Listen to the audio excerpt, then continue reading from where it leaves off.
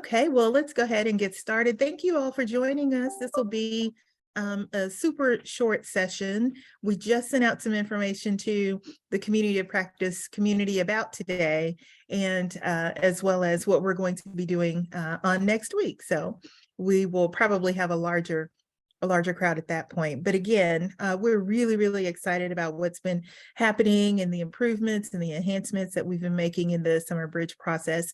But before we get started with a quick presentation, I'd love for our CPE administrators to come off and just introduce themselves really quickly. And if you're able to come off camera, that'd be great too. I think I'll just, Robin, if you don't mind, would you like to start and then just pass your baton to someone? Sure, I'm happy to. My name is Robin Bear, and Phyllis and I have been partnering on the Summer Bridge program for the last year and have been really involved with the community of practice and the convening. We just really enjoyed working alongside all of those who completed grant programs last year, just learning a lot about Summer Bridge. So I'm excited to be here and excited about the opportunity we have to continue a little funding, at least for the upcoming year. So really happy to be here. Thanks, Phyllis. Great. Who are you passing the popcorn to? Popcorn bowl. I'm just going to go across my screen. Amanda's beside me on the screen, so I'm just going to pop it to her. Okay. Great. Good afternoon, everyone. Officially, so glad that you're on the VP of K-12 Policies and Programs, and so glad that we've been able to support the Summer Bridge grant program for this will be our third year, as Robin had mentioned, and so we're just glad that you're online and so many things that we're learning and the positive impacts on students. So we're just grateful to be able to do this, and I will pass it on to Leslie. Hello, I'm Leslie Brown here with CPE with the Administrative Services Department, and I have Claudette Tracy here with me as well. We are the ones who are tasked with drafting the contracts after the proposals are submitted to us and making sure that the invoices get paid. So we are here with any contracting or invoice questions. Claudette, did you have anything to add? No, not at this time. Just welcome and thank you for being here. And this is Claudette. She's really the magic behind the curtain. I'm more of the person who talks. Got it. Did we catch everyone? Nope, there's Stephanie. Stephanie, are you able to say a few words? So I was coming as a representative of KSU. Oh, okay. And okay. not CPE today. Got it. And I'm also working from home. So the hair is not where it needs to be. So I'm not going to turn off the camera. Like my hair in the picture. You're so funny. But everyone, thank you so much. And what we'd like to ask you to do, I think, Robin, you were reading my mind. I should have said this first. Please put your institution in the chat box. And if you want to rename yourself using your institution alongside your name, that's totally fine too. All right, Robin, I think we're ready to get into it and not keep everybody.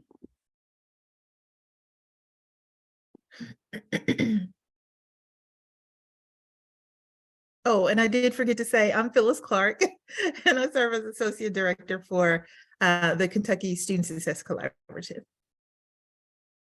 Okay, so I think this all goes without saying, but we thought it was good to kind of just remind all of us that, this stays at the forefront of our mind in terms of understanding why we're here, what we're doing, what this program is, and so forth. So I will just mention that the Summer Bridge programs are created to support the high school to post-secondary education transition, of course, and promoting first-year college success. We prioritize equity, though, as a cross-cutting strategy. And so CPE's definition of equity is listed here, and it says the creation of opportunities for historically underrepresented populations to have equal access to and participate in educational programs.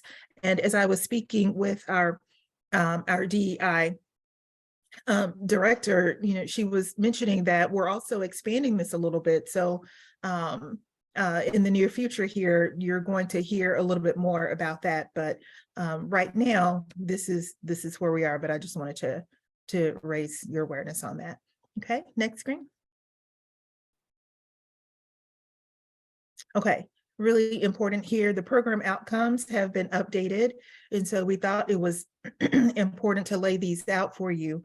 The first one is to increase the number and diversity of the students served by your programming experiences. We also want to reduce access and performance gaps in college course completion. And thirdly, increase fall to spring retention rates of all of the Summer Bridge participants, which will ultimately lead to improved graduation and persistence rates. Yes, go I'm ahead. sorry, I wanted to interrupt here for just a second about this program outcomes, just to remind everyone.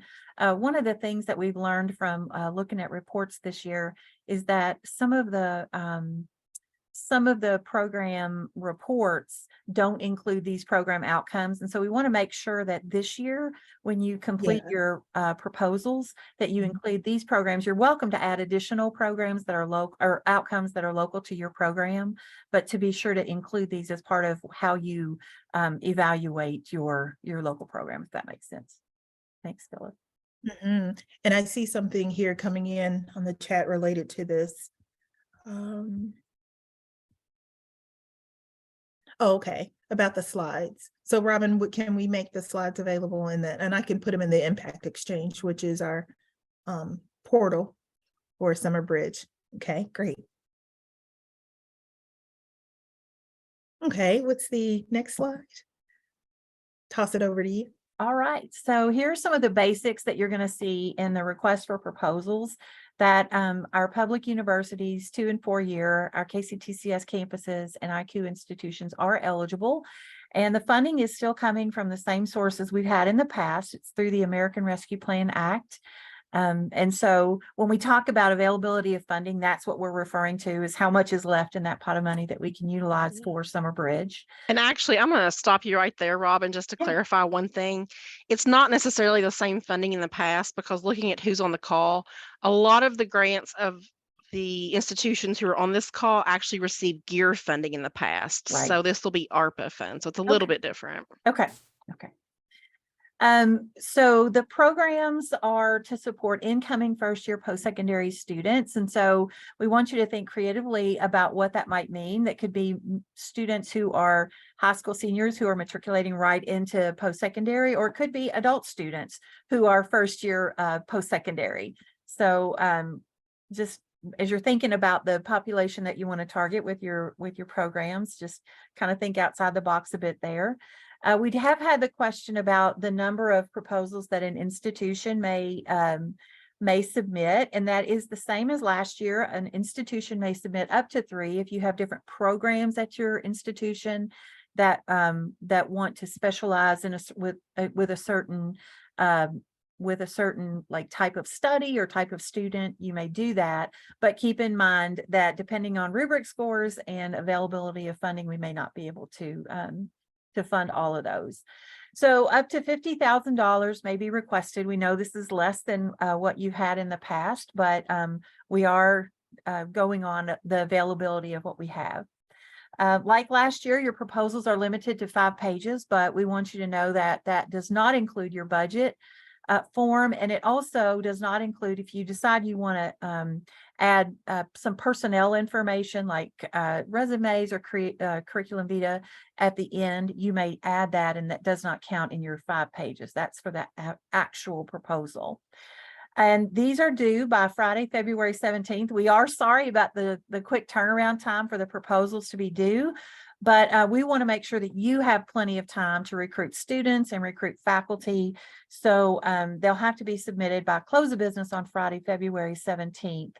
And then we're going to do a quick turnaround at CPE in terms of evaluating or scoring those. And hopefully we will be able to notify you by Monday, February 27th, so you can get started with the hard work of recruiting your students and your staff. So the proposal has the same sections in it as last year: the project description and narrative, a section on resources and capacity, scalability and ongoing support, and then your budget. Now, I did just want to mention that for us this year, scalability and sustainability is a really important part of the proposal. We have had lots of conversations over the last year about some of the challenges with sustainability.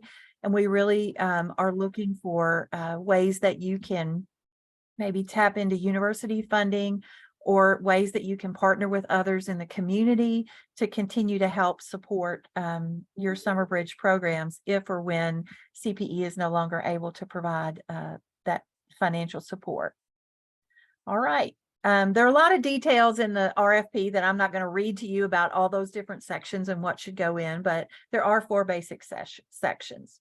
I wanted to talk specifically about the budget for a few minutes, and I'm so thankful that Leslie and Claudette are here. If you have any specific questions related to that they might be able to answer.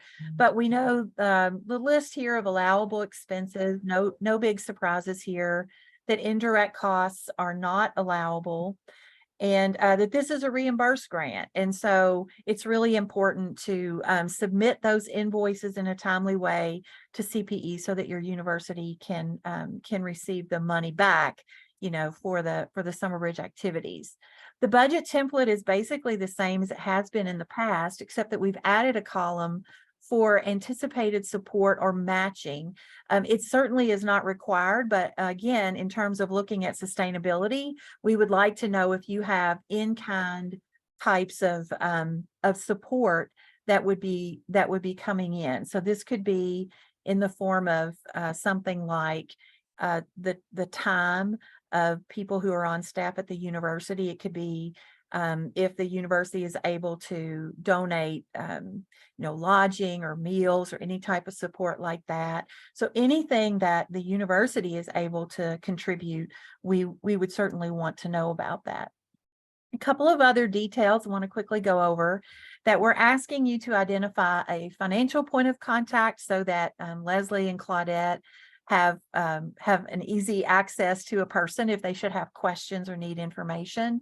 And also a programmatic point of contact, the one go-to person on the Summer Bridge grant program who would participate in our community of practice and who would be the go-to person for that convening that we had. We had an awesome time with you all back in December.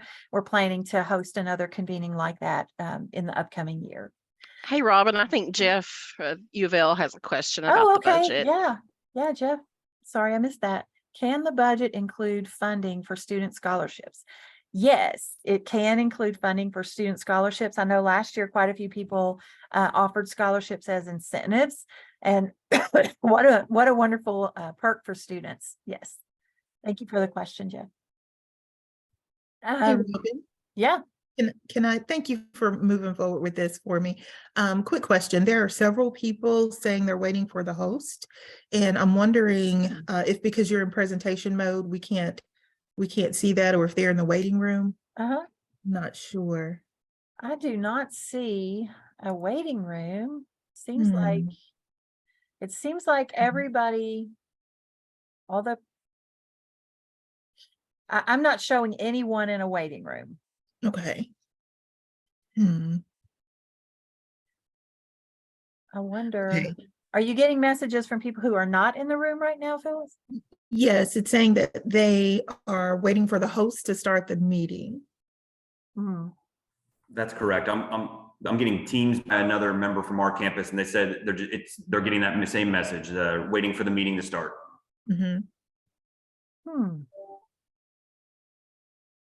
Okay, so Well, I'll tell you what I can do.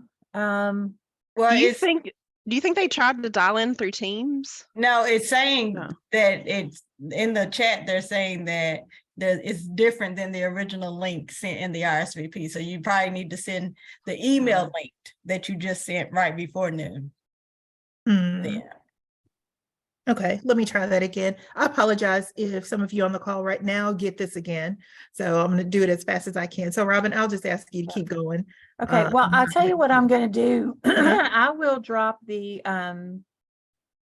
invitation link into the chat so that if any of you all have friends, you could Good. you could maybe just drop that in a text to them or something like that. This is Heather at EKU. I've actually already done that for you. Oh, thank you so much. Appreciate that, Heather. Yes. No problem. We're working fast here, so we That's right. apologize for the That's right. Okay. inconvenience of that. All A right. lot of people coming in. Yeah, we were. Yeah, I just got confirmation it's working. Okay. Okay, Wonderful. great. Wonderful. Okay. All right, so back to these other kinds of details. This year there is quite a bit of change in terms of the reports. The midterm report will be due in December, so that will give you adequate time to complete the activities for the fall semester and kind of give us some information about students who are matriculating into the spring. You'll know by then. And then your final report will not be due until April the 14th, because we do want to be able to get some information about students and their completion of the spring semester and their intention or early registration for that fall. So maybe you'll know more information about them. And also, we know that many of you this past year invested in a lot of activities during the spring, and we want to hear about those things, how you're continuing to maintain contact with students in the spring semester. So that final report deadline is pushed forward. So assuming that we're able to stay on our timeline, we hope that the effective date for these contracts will be the beginning of April. That will require a quick turnaround at your universities. I know that Leslie and Claudette will be ready to enact those contracts, but it also depends on, getting signatures at the university and that sort of thing. But we're hopeful the beginning of April, if not shortly after that. And then they will continue through March 31st of 2024. And so when you're thinking about how and when you're going to spend money, this will hopefully give you an idea of what might be appropriate there. Also wanted to to mention that we will be having a community of practice. We'll be hosting monthly meetings. Phyllis and I will, like we did last year.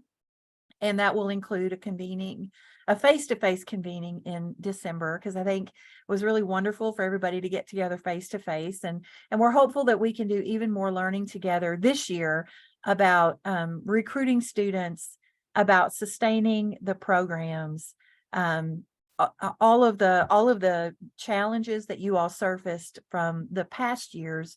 We hope to really bring those into the community of practice and be able to share some great ideas. And then finally, we want you to be willing to participate in an external evaluation if that should become necessary.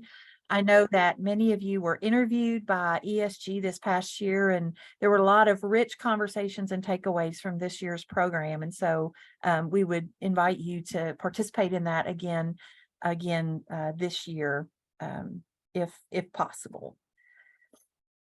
All right, Phyllis, I think you're going to talk a little bit about these next items. I want to hand it back to you.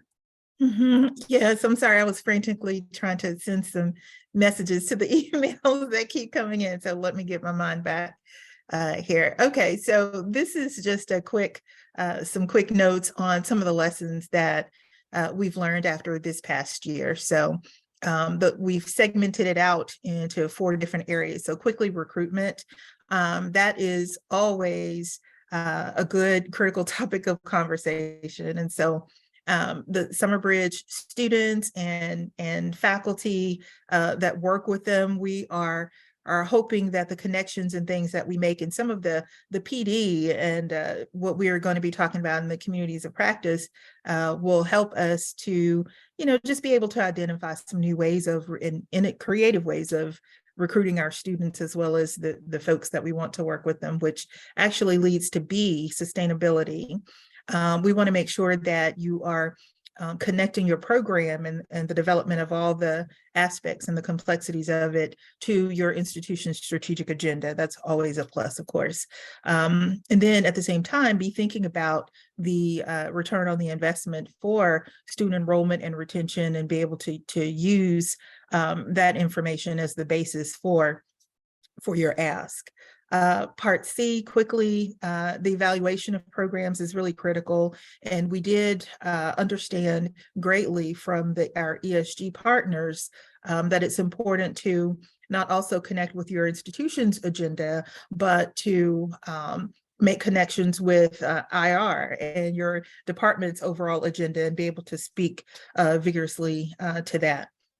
And then D, managing cost. I think that's always an issue for us all. But here are 3 ways that we want everyone to be thinking about ways to do this, whether it's new community partnerships and of course, the in-kind contributions. We know what that consists of. And then lastly, understanding the reasonable per student investment and just being able to think critically through all of those particular things. Robin, anything come up for you related to any aspect of those areas? No, I think you covered it really well, Phyllis. I just want to reiterate that idea about connecting your program outcomes and your target audience to your institution's agenda in terms of sustainability. I think that's a really smart move. And also just another way for the Summer Bridge to support what your institution is all about. Yeah. Okay. I think there's one more. Okay, no, it's not. I think everybody already knows how to get in contact with us. And so we're going to be sending out some more information, including the recording for this quick session. And what else? The right links to be able to get to it all. Are there any quick questions from the floor, if you will? Okay, so I see a question here about when is the grant application due? It is due on February 17th by 4:30 in the afternoon. And inside the RFP that you can access on CPE's website, there is a link where you will submit your application, this time through a Google form rather than an email. So there's an opportunity for you to upload it. You can upload a Word document, a PDF, however you want to do that. And then you can either include your budget with that or attach it as a separate document. And we'll share Phyllis's and my email addresses here in a few minutes, just to be sure that you all know how to get in touch with us if you have questions or issues related to that. But Friday, February 17th is the date. Anything else? And we might have some questions from some of our folks who had a hard time getting in. So Robin, are you okay with staying an extra 5 minutes or so? Yeah, And there letting are a people couple jump of off other. who want? I'm sorry, Phil. There are a couple of other questions. There was a question about the funding level. The funding level is not the same as last year.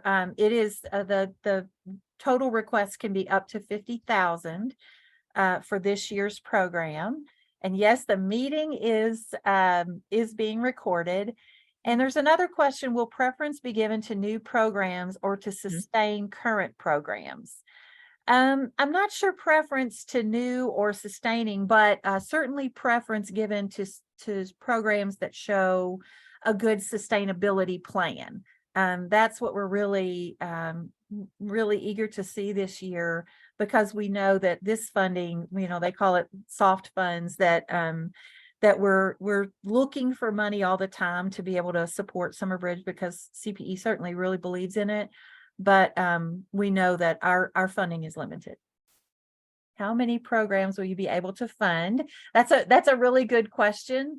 Not sure. Do you want me to take this exactly. one? Yes, please, Leslie. Okay. Thank you. So that's a tricky question because it's a moving target right now, because we are in the process of closing out Summer Bridge grants from last year that were on this same funding.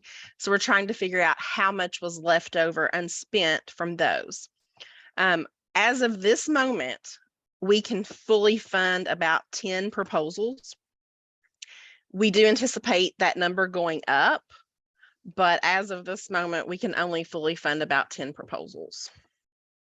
And I think, Leslie, just to hop in on that, is many of the grants we've had in the past have not asked for full funding. So that could also allow us to offer more if it's not the full 50,000. Some of you don't even have in the past have not requested the full amount. And so it could vary even with that as well, depending on what your requested amount is. Yes. There's another question here, Leslie. I'd love to hear you and Claudette mention. It says, going back to the question about student scholarships, can these be extended into the fall and/or spring term to aid in retention? So what we're looking at and one of the reasons we made the contract end date of March 31st, 2024 is so they could be used in that spring. Now, we have to have this funding used by a certain point. So going past March 31st, 2024 would be really tricky. So we're just going to say that they can be used in the, I guess, in the fall session that's coming up. I had to look at a calendar, sorry. And then in the spring session in 2024. And one of the reasons we did extend that a little bit from previous years, if you've had a previous year grant, is we did have a little bit of an issue with those who wanted to offer scholarships as an incentive for that spring semester to be able to post those charges, because a lot of the schools have to go through an audit process before they can post the charges on accounts. Another thing that we saw some schools offer last year that may be affected by that time frame are bookstore stipends. A lot of schools did end up offering bookstore stipends as an incentive. When we get into incentives, we're really looking at impactful incentives like bookstore stipends that can be used directly with the campus bookstore, or scholarships.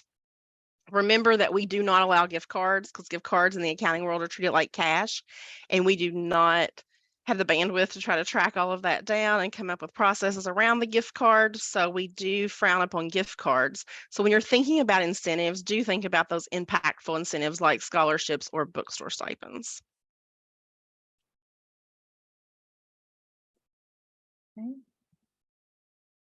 I think there was one other question about, this is from Rayla Trigg. I had heard previous recipients of ARP funding via CARES Act might not be eligible. Would you please confirm? I do not know of any recipients that would be ineligible through that funding. We've read the funding. We have not ran, and we've given this funding out to a lot of the public not-for-profit and or private not-for-profit and public institutions, and I have not ran into that, as long as it fits within our contract and our scope of the Summer Bridge program. Okay, we got a question from Heather. If I wanted to do a week-long program just before the semester starts for a certain population of students that does not include a course for credit, would that be allowable? Yes, Heather, that would be allowable if you don't offer credit. Offering credit is one of the options for Summer Bridge, but it is not a requirement. Audrey says, yeah, that's what ours look like. I did drop in the link to the CPE web page where you can find the complete proposal. So if any of you have not seen that yet, it has a lot of details about, a lot more details than what we've been able to cover here today about what is and is not allowable. Also has the link for submitting the proposal. Any other questions? I just want to mention a little something about the contract date. So we are a state agency, so we have to adhere to very strict contracting rules, and a lot of our dates are a product of those rules. So we have said April 1st is our target date. Claudette is a rock star, and she will have these contracts ready to go to just plug names in. We always, just to save time, we include the proposal by reference into the contracts. So if we can get these out sooner to you, we will. But that is why we have the April 1st start date. It may be that we can do like a middle of March start date, but one important thing to remember is do not encumber funds prior to the contract start date, because we will not be able to reimburse you. Thank you, Leslie. I wonder, Leslie and Claudette, if you all wouldn't mind putting your email links into the chat, just so everybody can have that in case they have a budget related question or contract related question as they prepare. Claudette, can you do that? I want to have them filter through you because like I said, Claudette is a rock star and she will not lose your emails. So there we go. I'll have it go to Claudette. All right. Thanks, Claudette. Any other questions before we go? I do want to share one last slide so that you all can, you feel free to take a picture if you want to. That would have the email information for Phyllis and for me. If you all have programmatic questions about the Summer Bridge grant, feel free to reach out. And then you've got Claudette's email if you have questions that are budget related. And let's see here. 2-week turnaround is very tight for those of us who have other grant proposals in development. Would appreciate at least a 4-week turnaround. Yes, Rayla, I totally understand. We've been working hard to get the RFP ready to release, and have been juggling this idea of, do we want to give you more time to prepare for the proposal or more time to recruit? And we heard loud and clear in our feedback from the last round that you really needed a lot of time for recruitment of students. And so apologize for the short turnaround time. Let us know if or how we can support as you're working on that proposal. Anything else before we go? Okay. I think we're good. Did you want to hang out another second after the recording stops? We can Yes. do that. Okay. So sorry to upend your schedule, Rayla. All right. Well, thank you all for joining us today for this quick info session, and we look forward to receiving your proposals. And feel free to stay on the line if you want to chat with Phyllis or me after everyone else is gone.